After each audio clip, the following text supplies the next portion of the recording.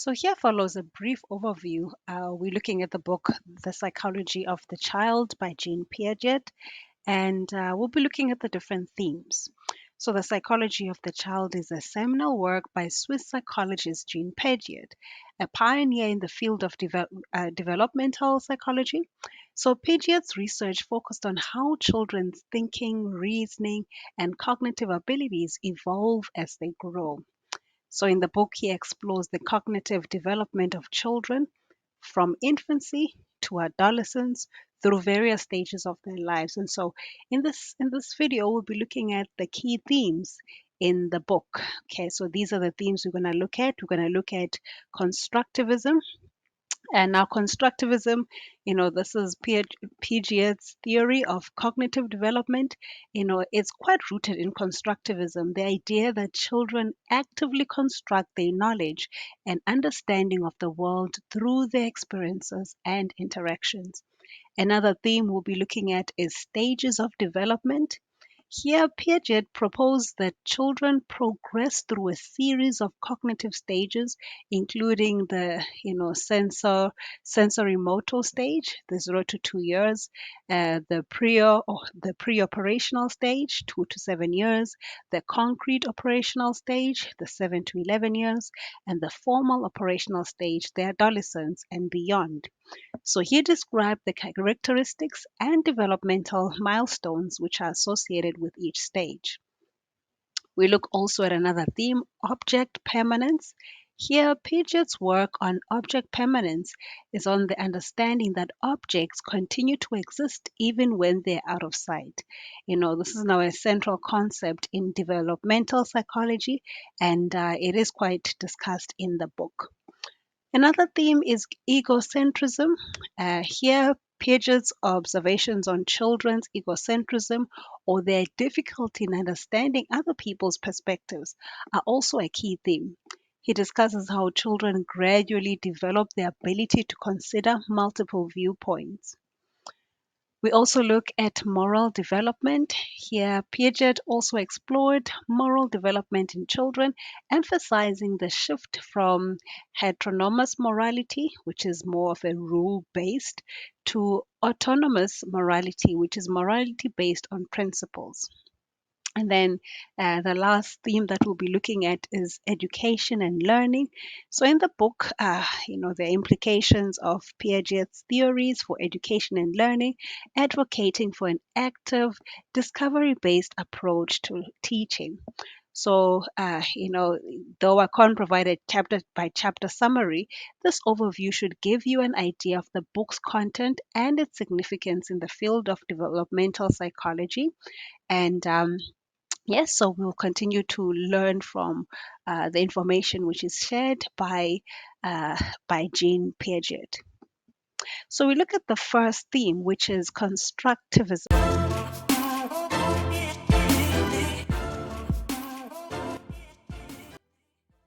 Constructivism is a significant learning theory and philosophy of education that has had a profound impact on how we understand the process of learning and knowledge acquisition. It posits that learning is an active, constructive process in which individuals build new knowledge and understanding based on their existing mental structures and experiences. So here's an expanded explanation of constructivism.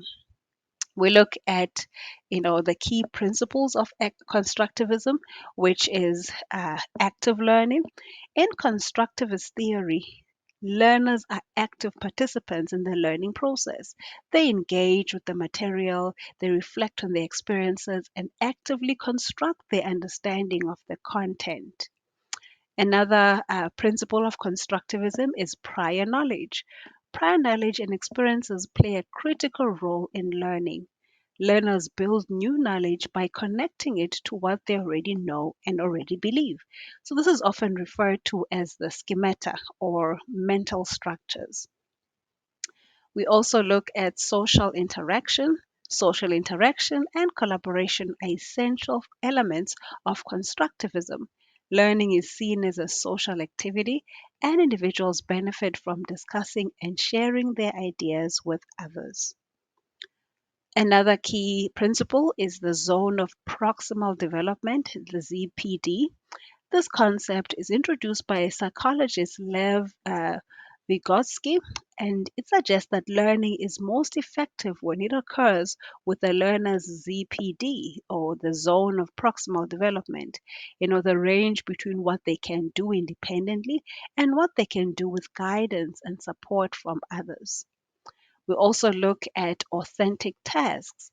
Learning is more effective when it involves real life authentic tasks and problems that have meaning and relevance to the learner. This can include problem solving, critical thinking, and project based learning. We also look at cognitive constructivism versus social constructivism. Cognitive constructivism is associated with Jean Piaget. This form of constructivism emphasizes the cognitive development of the individual. It posits that individuals actively construct their knowledge and understanding of the world by experiencing and interacting with their environment. Here, Piaget's theory of cognitive development is a prime example of cognitive constructivism. So there's also social constructivism. This one is associated with Lev Vygotsky, and his perspective places greater emphasis on the role of social interaction in learning. It suggests that individuals learn through their interactions with others, and language and culture play a significant role in shaping cognitive development. So the zone of proximal development is a key concept in Vygotsky's social constructivist theory. Also, there's application in education. In educational settings, constructivism has led to pedagogical approaches that prioritize active learning, problem solving, and student-centered instruction. Here, teachers often act as facilitators, guiding students through the learning process, asking open ended questions, and encouraging exploration and discovery. There's also group work, discussions and collaborative projects are actually commonly used to promote social interaction and learning. So, authentic assessment methods like projects and portfolios are preferred over traditional tests and exams. And then there's also critiques and challenges. Critics argue that constructivism may not fully account for the role of direct instruction in some learning scenarios, especially for foundational skills and knowledge. These debates about how much guidance and structure is necessary to effectively support learners, they continue. As overly unstructured learning environments can be challenging for some students. And so, in summary, constructivism is a theory of learning that emphasizes the active role of learners in building their own understanding of the world. It encourages the importance of prior knowledge, social interaction, and authentic tasks in the learning process. Constructivist approaches have had a significant impact on modern education and instructional design, influencing how educators structure learning experiences and engage with their students. Okay, so we move on to the next theme, which is the stages of development.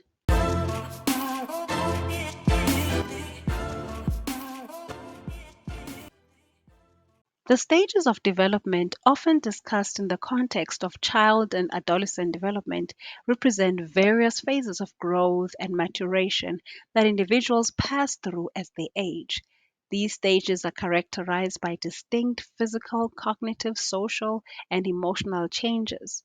It's essential to understand that the specific names and details of these stages may vary depending on the theoretical framework and the researcher or theorist.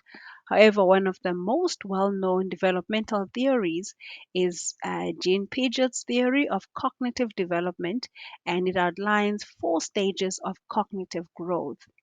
So, the first of This stage is the sensory motor stage, which is from birth to 2 years. The key characteristics of the stage, we see infants and young children primarily interact with their environment through their senses, right? So it's a sensory kind of a stage, and their motor activities. They develop object permanence, the understanding that objects continue to exist even when they are out of sight. So major milestones, their reflexes that are developed, simple problem solving, and the development of basic concepts like causality and time. So implications, on parents and caregivers play a critical role in stimulating an infant's sensory and motor development through interaction and exploration. The second is the pre-operational stage from 2 to 7 years. Characteristics of this stage, at least the key ones, children in this stage become more capable of symbolic thought and language use, but are still egocentric, meaning they have difficulty understanding other people's perspectives. So the major milestones here, the development of language and imaginative play. However, logical reasoning is limited.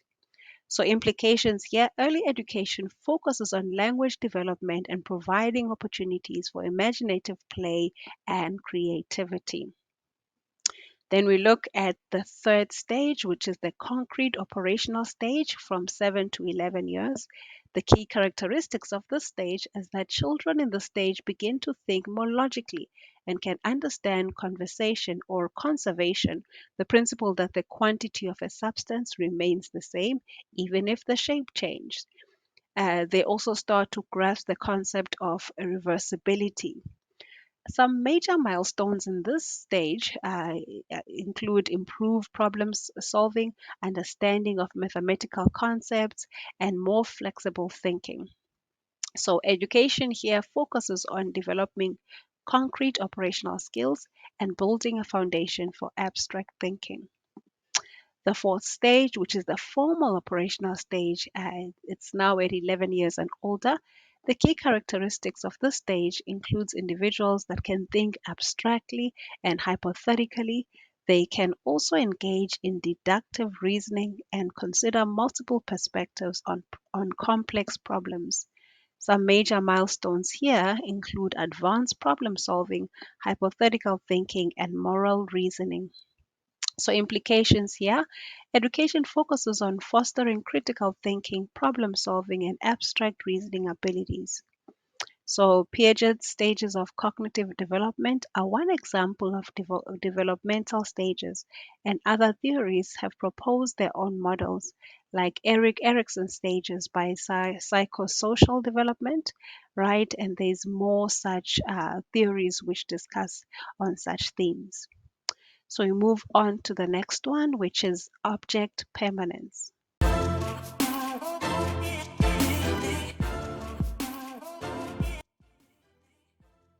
Object permanence is a fundamental concept in the field of developmental psychology and particularly associated with the work of psychologist Jean Piaget.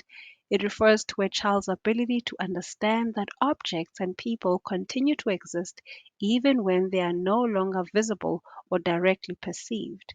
So, object permanence is a crucial cognitive milestone in a child's early development, typically emerging during the sensory motor stage of Piaget's theory, which spans from birth to about 2 years of age. Here's an expansion on object permanence and its significance. Okay, so number one, emergence in infancy.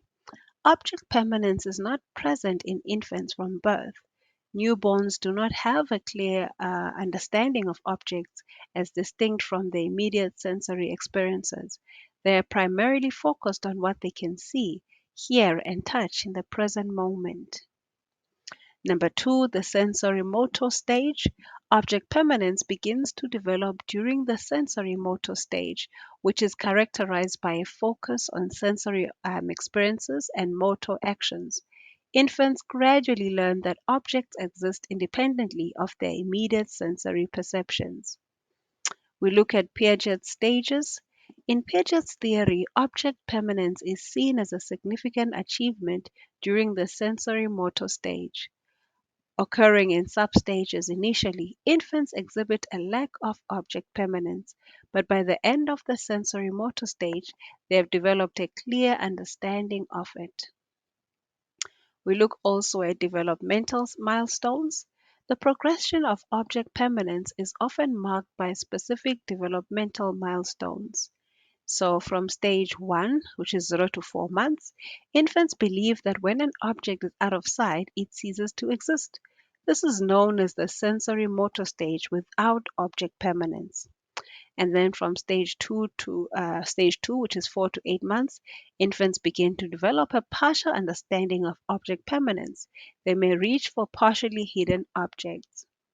Stage 3, 8 to 12 months, infants exhibit a more advanced form of object permanence, actively searching for hidden objects.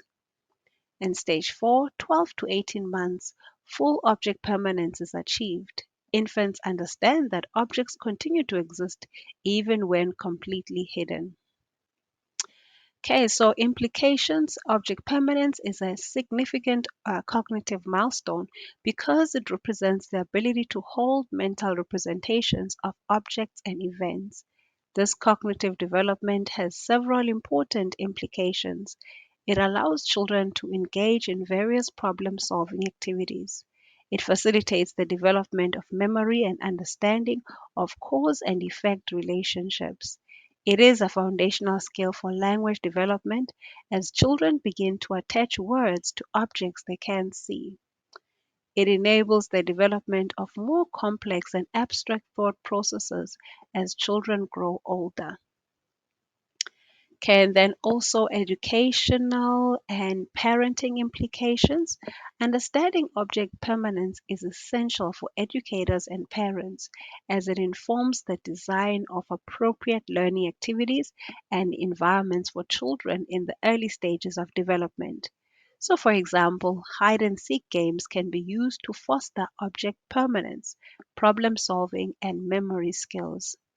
In summary, object permanence is a key concept in developmental psychology, representing a child's understanding that objects and people continue to exist even when they are out of sight.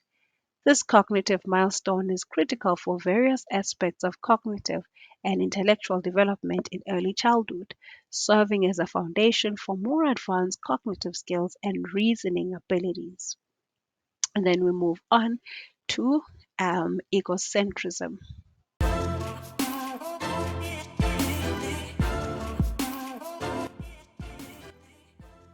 Egocentrism is a concept in psychology that refers to an individual's inability to fully understand or consider the perspectives, the thoughts, and the feelings of others. It is a cognitive and social development phenomenon that is particularly notable in early childhood, but can also manifest in various forms throughout an individual's life. Egocentrism was originally described by Swiss psychologist Jean Piaget and later extended by other theorists. Here's an expanded explanation of egocentrism. So we see here Piaget's theory. Piaget proposed the concept of egocentrism as part of his theory of cognitive development, and he believed that children progress through distinct cognitive stages, and egocentrism is most prevalent during the pre-operational stage, ages 2 to 7. So we also look at the three types of egocentrism. Piaget identified three types of egocentrism in children during the stage, which is number one, the egocentrism of thought. Children believe that others see, hear, and think exactly as they do. They struggle to understand that different people can have different perspectives. And then the next one, egocentrism of speech. Children tend to focus on their own communication and have difficulty adjusting their language to the level of understanding of others. Egocentrism of imagination. Children often believe that others can see the same mental images they create in their minds. So those are the three types. We look also at animism and artificialism. As part of egocentrism, children may also exhibit animism and artificialism. Animism is the attribution of human qualities, emotions, and intentions to inanimate objects. Artificialism is the belief that everything in the environment is made by people. So, overcoming egocentrism is a critical developmental milestone. It involves gaining an understanding of the perspectives of others, recognizing that not everyone thinks and feels the same way, and adjusting one's communication and behavior accordingly. We look at the theory of mind. Understanding the concept of a theory of mind is essential for overcoming egocentrism. A theory of mind refers to the ability to understand that others have thoughts, beliefs, and desires and emotions that may differ from one's own. We look at social implications. Egocentrism can lead to challenges in social interactions. Children with higher levels of egocentrism may have difficulty sharing, cooperating, and resolving conflicts with peers. Okay, we look also at cognitive growth. Egocentrism is a temporary stage in cognitive development. As children mature and their cognitive abilities advance, they begin to overcome egocentrism. They develop the capacity for empathy, perspective taking, and understanding the beliefs and emotions of others. We look then at lifelong manifestations. While egocentrism is most prominent in early childhood, it can manifest in different forms throughout life. In adulthood, egocentrism may take the form of self centeredness, an inability to consider other viewpoints, or a focus on one's own needs and desires to the detriment of others. So, in summary, egocentrism is a cognitive phenomenon especially prominent in early childhood, where individuals have difficulty fully understanding or considering the perspectives of others. It involves three main types: egocentrism of thought, speech, and imagination. And overcoming egocentrism is a critical developmental milestone as it enables individuals to develop a more mature and socially adaptive understanding of the world as well as other people. So we move on to moral development.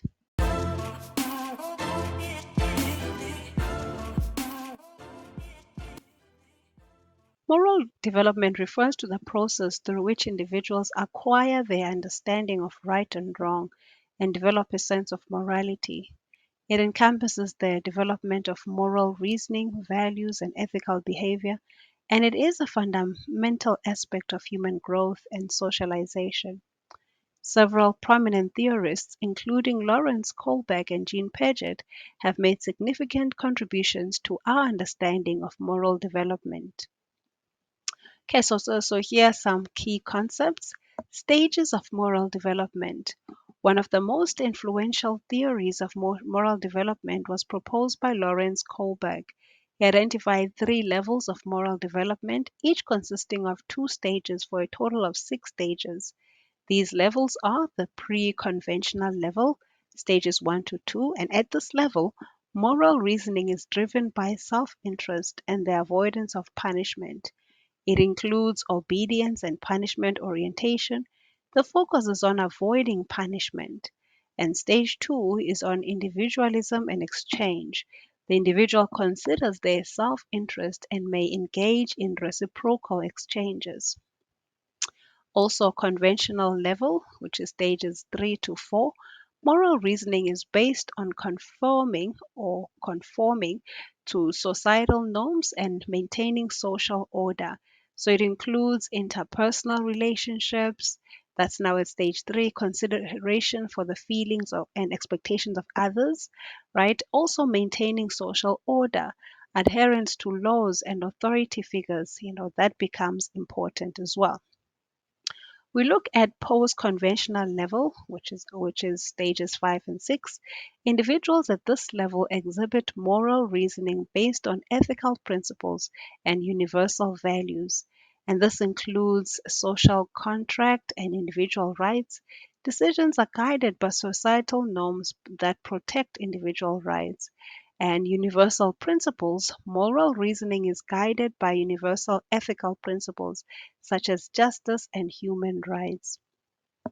So, Piaget contributes also to our understanding of moral development, and he proposed two stages, which is the heteronomous morality.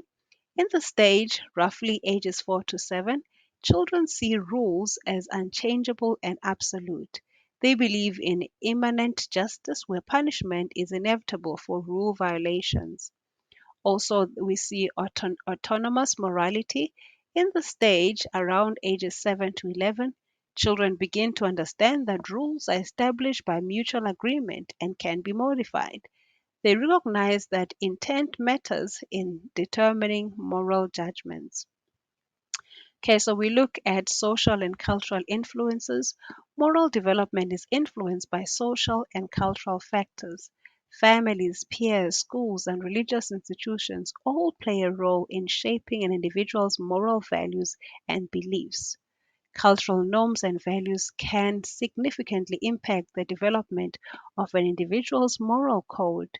What is considered morally acceptable can vary widely between cultures. We look at moral dilemmas. Moral development often involves grappling with moral dilemmas, situations in which there is a conflict between moral principles or values. These dilemmas encourage individuals to think critically about their moral beliefs and make ethical decisions.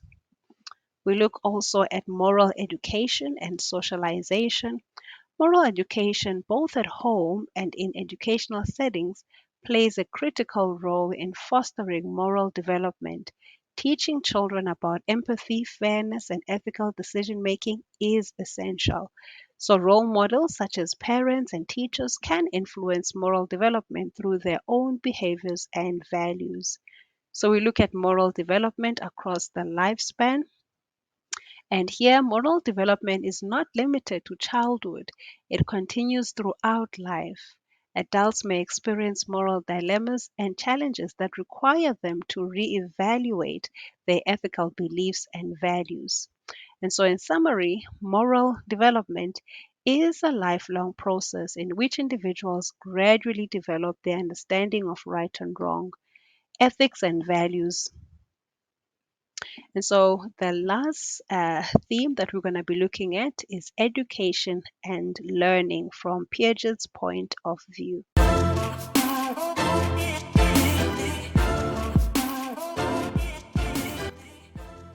And last but definitely not least, this is the last thing we're looking at in this video, and that's the theme of education and learning from Piaget's point of view. So, Jean Piaget, again, he's a pioneering Swiss psychologist, and he made significant contributions to our understanding of education and learning, particularly in the context of child development. And his work has had a profound impact on how educators and researchers approach pedagogy at the cognitive development of children. And so we explore some of the points that he discussions. So we already talked about constructivism, right? Um, so he's often associated with constructivism, a theory of learning that asserts that individuals actively construct their own knowledge and understanding. He believed that learning is a dynamic, interactive process in which individuals build mental structures or schemas based on their experiences and interactions with the environment. The second stages of cognitive development, we already talked about those. We talked of the sensory motor stage from 0 to 2 years, the pre-operational stage from 2 to 7 years, the concrete operational stage from 7 to 11 years, and the formal operational stage from 11 years and older. Okay, so implications for education. Now, Piaget's theory has influenced educational practices in several ways. The point of active learning, Piaget's constructivist approach advocates for active hands on learning. Teachers should provide opportunities for children to explore, manipulate, and interact with their environment to construct knowledge. And then another point is developmentally appropriate curriculum. Piaget's theory emphasizes that educational content and methods should align with the cognitive stage of the learner. This supports the idea of offering developmentally appropriate curriculum and activities. Also, scaffolding. Educators should provide scaffolding or support that is just enough to help children build their understanding. This concept aligns with the zone of proximal development, a term that was actually coined by Lev Vygotsky. We also look at cognitive conflict, disequilibrium. Piaget emphasized the importance of cognitive conflict or disequilibrium in the learning process. When individuals encounter information that does not fit their existing schemas, they experience cognitive conflict, which motivates them to adapt and reorganize their thinking.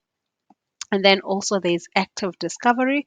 Piaget believed that active discovery and exploration were essential for learning. He advocated for learning through first-hand experiences and experimentation. Also, we looked at flexibility and adaptability.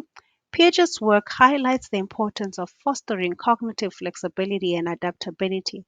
He believed that individuals should learn to adapt their thinking to new situations and challenges. And then also critiques and contemporary perspectives. While his work has been, you know, influential, it has also faced criticism. Some argue that his stages may not be as rigid as he proposed and that development is more continuous. Contemporary researchers and educators often integrate Piaget's ideas with insights from other developmental theories, such as Vygotsky's sociocultural theory. And so, in summary, Piaget's work has greatly influenced and informed our understanding of education and learning, particularly in the context of child development. And his constructivist theory emphasizes active learning, the importance of cognitive conflict, and the need to align educational practices with the cognitive development of learners. While his ideas have been influential, they are often integrated with other perspectives to provide a more comprehensive understanding of education and learning.